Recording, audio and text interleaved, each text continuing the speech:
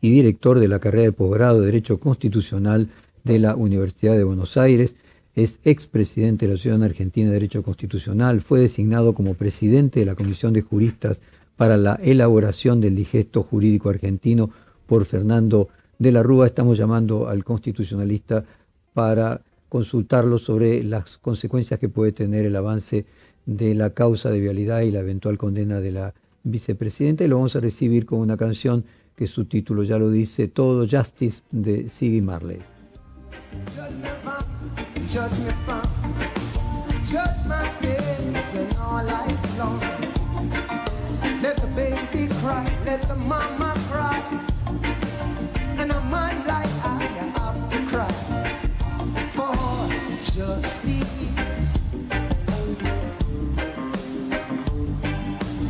Justice. The one word prayer, justice. Not later, justice. It's like my good friend, long time we don't see, while they're taking liberty.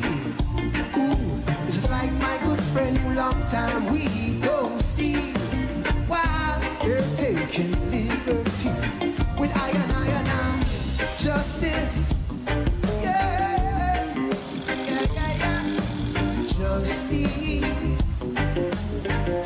My one word prayer, justice. Hey, we want it now, not later. Justice. Hey.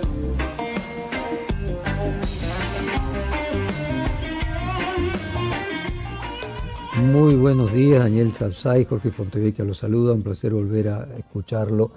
Cuénteme, usted tuiteó ayer que frente a una posible condena para la vicepresidenta se unirán los alegatos de Stracera y de Luciani para sellar un nunca más contra los crímenes de lesa humanidad y los de corrupción. ¿Imagina que va a haber condena? ¿Cómo es su visión de la evolución del juicio? ¿Qué tal, Jorge? Buen día. Un gusto hablar con usted y me encanta Bob Marley, así que es un festejo el que hayan puesto esa lindísima canción de Marley. Me alegro. Yendo al punto, efectivamente, eso fue lo que tuiteé, porque fíjese que la Constitución en la reforma del 94 une a los delitos de desestabilización del Estado democrático con aquellos que se derivan del enriquecimiento ilícito, es decir, de la corrupción. Esto aparece en la denominada cláusula de defensa de la democracia que está en el artículo 36. Precisamente en los años 80, lo que significó el nunca más y el alegato de Stracera fue la absoluta aceptación por la sociedad que los golpes de Estado no eran un formato institucional aceptable en una democracia. En ese momento existían ciertos, digamos, bolsones entre los militares que se oponían a que se aplicara ese tipo de remedios, pero, el juicio a las juntas, pero finalmente fue adoptado por la sociedad en su conjunto.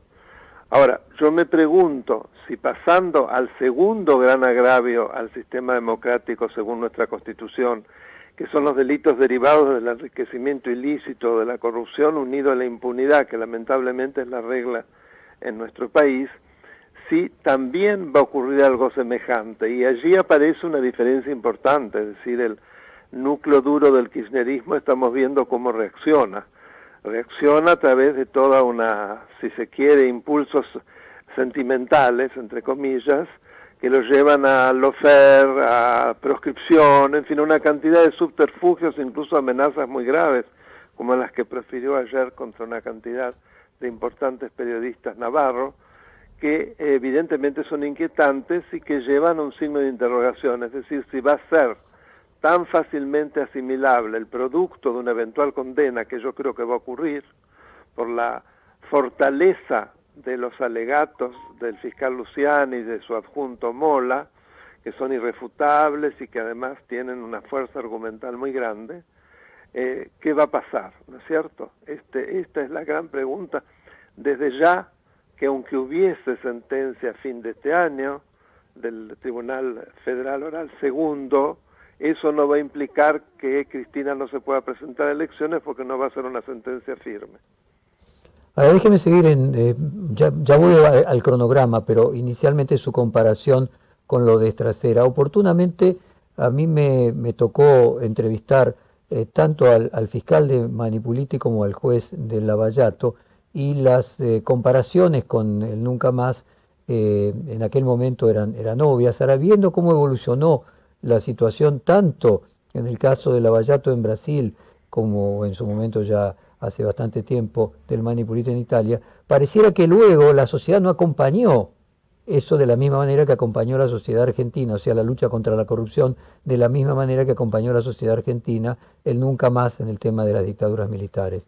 ¿Qué reflexión le hace usted de otros casos, de otras partes del mundo donde no se logró lo mismo? Bueno, me parece muy importante lo que usted está diciendo, por eso mi signo de interrogación. Usted se refería al fiscal Di Pietro y a Sergio Moro, ¿no es cierto? Exactamente. Que efectivamente en ambos países lo que se ha producido es algo que produce una gran desilusión. Yo creo que un ejemplo interesante es el de Sudáfrica, ¿no es cierto? Con ese esfuerzo tan grande por no olvidar, ¿no? Y donde efectivamente creo que la lucha contra la corrupción ha sido bastante exitosa. No conozco en detalle, pero por lo que sé, inclusive se han enjuiciado a expresidentes y demás. O sea que vemos que se producen situaciones diferentes según las latitudes. Pero desde ya que los dos ejemplos que da usted son muy desilusionantes, si me permite el término. Daniel, y ahora avanzo, usted decía que estimaba que podía haber a fin de año un fallo condenatorio, que eso no inhabilitaría la candidatura de la vicepresidenta, porque incluso si pasase, si casación, que normalmente tarda un año en resolver una causa, podría resolverla en 3 o 4 meses también si quisiera. Sí, porque va a una sala que es muy ágil, la de Hornos, Carbajo y Borinsky. Pero aún así, como no estaría todavía confirmado por la Corte Suprema de Justicia, si apelaran, que sería lo esperable, podría ser candidata sin ningún problema a la vicepresidenta. Asumiendo ese cronograma, podría ser candidata en 2023. Ahora, presumiendo una condena definitiva a nivel de casación y sin que la Corte siquiera tenga luego que fallar confirmando el fallo, simplemente con la famosa apelación al artículo 280, lo que llama vulgarmente la plancha, diciendo que no ve caso federal, el fallo quedaría confirmado y nunca más podría volver a ser candidata a nada. Sería por última vez en 2023. Sí, eso es así. Si ocurre toda esa saga, desde ya que eso es así. Que sería lo más probable, si no entiendo mal, porque... Yo no sé si la Corte Suprema va a efectivamente planchar un eventual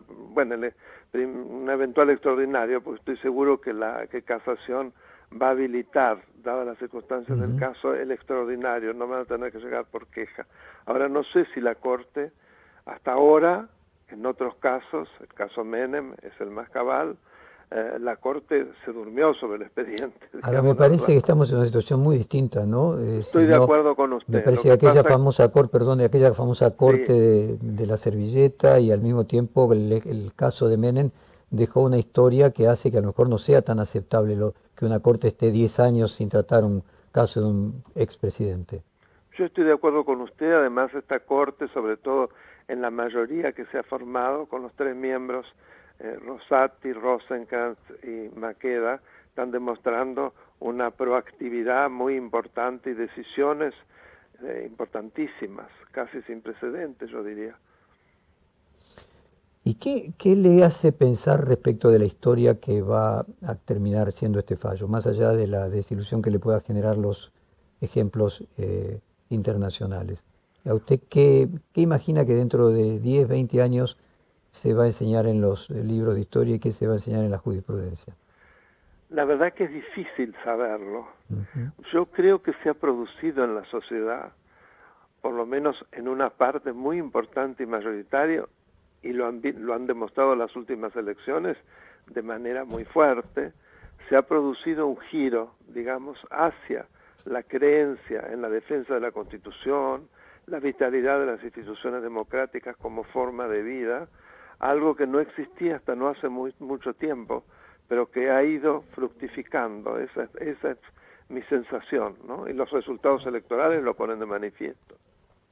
Usted recordará, Daniel, yo lo recuerdo a usted participando en un evento cuando Perfil planteaba en el año 2015 casualmente un nunca más de la corrupción, y habíamos traído al fiscal Di Pietro. Yo no sé si usted estaba presente también en una vez que me tocó moderar una discusión entre el fiscal Di Pietro y el juez Sergio Moro, donde Di Pietro le dijo a Moro: vos vas a ir preso, te va a pasar lo mismo que a mí, los que juzgan a la corrupción terminan luego siendo juzgados ellos mismos. O los matan.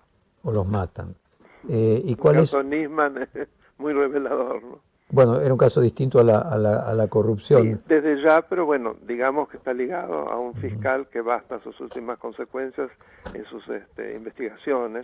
Y fíjese que se está repitiendo ahora con un fiscal en Ecuador, en Nicaragua. Lamentablemente, los fiscales son piezas muy débiles, sobre todo cuando son valientes. ¿Y qué reflexión le genera el caso del Supremo Tribunal de Brasil, que invalida la actuación de Moro por cuestiones que podrían haber sido juzgadas previamente y no llegado a este fallo final, y que, como todo indica, es muy probable que finalmente Lula da Silva termine siendo presidente, casualmente porque la Corte Suprema de Justicia anuló el fallo precedente? ¿Qué reflexión le merece eso? Mire, en primer lugar, por lo que sé, a través de juristas, amigos brasileños, que la Corte Suprema, lamentablemente, la mayoría por lo menos, está terriblemente politizada, y que ese fallo es vergonzoso, ¿no es cierto? O sea, que avalaron la corrupción de Lula, lo cual es muy preocupante. Y con eso, para que no se simplifique, yo soy muy anti-Bolsonaro, así que no es porque me guste Bolsonaro que estoy hablando contra Lula. Creo que la situación, la disyuntiva que tiene Brasil por delante es lamentable, ¿no? A mi modo de ver. Doctor Sarzay, muchísimas gracias, y lo vamos a despedir con la canción que le gustó de Marley. Gracias a usted, fue un placer.